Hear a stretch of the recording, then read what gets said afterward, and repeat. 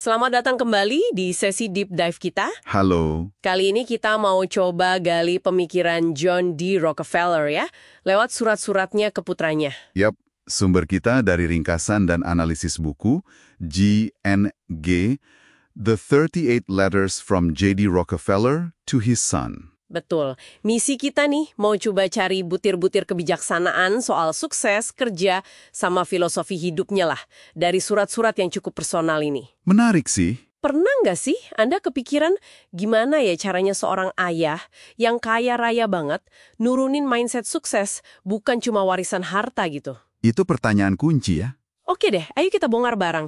Surat pertama aja udah langsung nusuk gitu pesannya. Gimana tuh? Nasib itu katanya dibentuk sama tindakan kita, bukan kita lahir dari mana. Rockefeller ini keras banget soal kemandirian. Mandiri ya? Lihat orang yang punya privilege tapi kok lemes, nggak berdaya. Atau udah sekolah tinggi tapi ya gitu, nggak ada pengaruhnya, nggak produktif katanya. Betul. Fokusnya emang di kerja keras ya, sama karakter. Itu fondasi sukses yang sesungguhnya menurut dia. Ngalahin warisan lah. Iya. Rockefeller sendiri kan mulai dari nol ya, dari kondisi yang ya bisa dibilang susah. Nah, itu dia. Ini jadi refleksi juga buat kita kan, buat Anda juga mungkin. Sejauh mana sih kita ini aktif ngebentuk jalan hidup? Atau cuma ya udah ngikutin arus aja? Dan dia nggak cuma ngomong kayaknya, prinsip ini diterapin banget di keluarganya. Ada cerita spesifik gimana dia nanemin nilai hemat mandiri ke anak-anaknya. Oh ya, supaya apa tuh? Supaya nggak kena entitlement itu loh. Ya. Rasa berhak otomatis gitu ya. Persis. Jangan mentang-mentang lahir kaya terus ngerasa nggak perlu usaha keras. Gitu intinya. Masuk akal. Nah, geser dikit dari kemandirian, di surat kedua ada bahasan soal keberuntungan. Ini juga unik nih pandangannya. Keberuntungan? Gimana tuh? Biasanya kan dianggap random ya. Nah, justru itu. Dia nggak lihat keberuntungan itu kebetulan, tapi sesuatu yang bisa dirancang. Gitu istilahnya. Perlu persiapan, perlu perencanaan. Wah, merancang keberuntungan? Menarik. Ada contohnya? Ada. Dia cerita soal Tuan McCormick. Dulu pedagang alat biasa aja, tapi karena inovasi, terus pandangannya jauh ke depan, jadi raksasa industri. Itu contoh merancang keberuntungan katanya. Oke. Jadi intinya proaktif ya. Jangan nunggu bola datang, tapi jemput bola. Atau malah bikin lapangannya sekalian. Haha, bisa jadi. Artinya kan, ya riset dulu. Kenali kekuatan kita di mana, susun strategi yang jelas. Ini relevan banget loh buat karir atau bisnis Anda sekarang. Coba deh pikirin langkah terencana apa yang bisa Anda ambil buat mulai merancang keberuntungan Anda sendiri.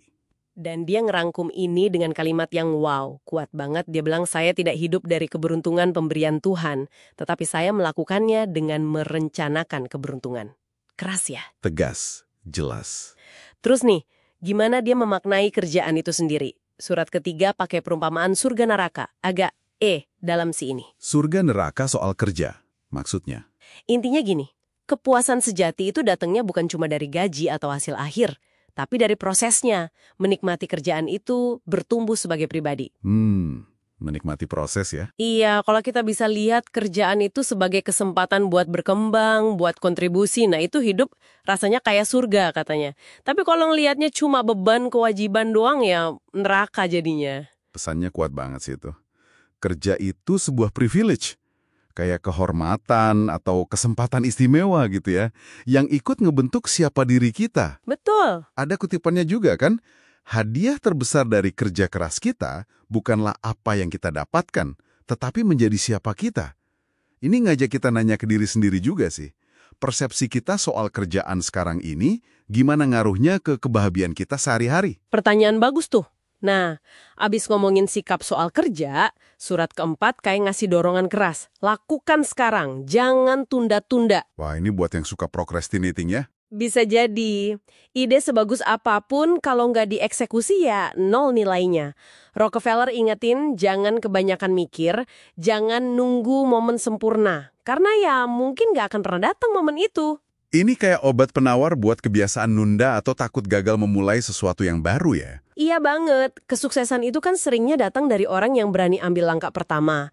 Ambil resiko yang udah dihitung, terus mau adaptasi kalau ada perubahan. Nunggu semua sempurna itu cuma buang waktu, buang kesempatan. Mungkin Anda bisa coba pikirkan nih. Apa satu langkah konkret, sekecil apapun, yang bisa Anda ambil hari ini juga buat ide atau tujuan yang udah lama kepending itu? Ada kalimatnya yang bisa jadi penyemangat nih. Untuk menaklukkan, Anda perlu melakukan lagi, selalu melakukan, dan keselamatan Anda terjamin. Maksudnya, momentum itu penting banget kayaknya. Jangan berhenti bergerak. Mantap. Action, action, action. Jadi, kalau kita tarik benang merah dari beberapa surat awal ini buat Anda, apa ya kira-kira? Rockefeller ini kayaknya mau bilang kalau sukses itu bukan sesuatu yang pasif kita terima. Tapi aktif dibangun ya? Iya, aktif kita ciptakan. Fondasinya ya tadi itu, tindakan nyata, mandiri, perencanaan yang matang, sikap positif kekerjaan, sama yaitu berani mulai aja dulu. Ini ninggalin satu pertanyaan reflektif yang menarik sih buat Anda bawa pulang. Prinsip-prinsip Rockefeller ini kan fokus banget ya ke etos kerja individu. Kemampuan kita ngebentuk nasib sendiri. Betul? Nah, mengingat ini kan ditulis udah lebih dari sahabat lalu. Kira-kira gimana nilai-nilai ini bisa atau mungkin perlu ya disesuaikan sama tantangan zaman sekarang? Ekonomi, sosial, teknologi kan udah beda banget. Jauh lebih kompleks, lebih nyambung satu sama lain. Maksudnya gimana tuh? Perlu disesuaikan gimana? Ya, apakah kemandirian mutlak kayak dulu itu masih jadi kunci utama? Atau sekarang ini kita perlu lebih seimbangin sama kolaborasi, sama dukungan sistemik yang lebih luas? Itu mungkin sesuatu yang bisa Anda renungkan lebih lanjut. Pertanyaan yang menarik buat penutup. Oke, sampai di sini dulu deep dive kita kali ini. Sampai jumpa di sesi berikutnya.